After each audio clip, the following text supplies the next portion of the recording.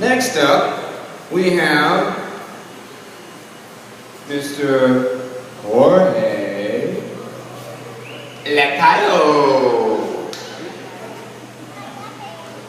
Now, Mr. Jorge LACAYO is basically better known as one of the big boys.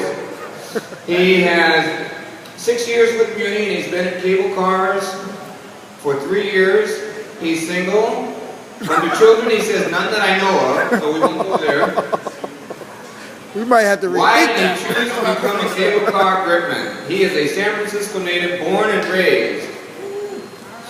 One thing about him that folks would not know just by looking at him. Hey, Tony wrote all this. I didn't write it. Just so you know. I'm going to skip that. I can tell you about his interests are sports. He's a very avid baseball and football fan. And even though I have a feeling that he has 2 left feet, he says he likes dancing. Yeah, Tony wrote that. Maybe break dancing. Anyway, we are going to enjoy the sounds of Mr. Jorge LACAYO.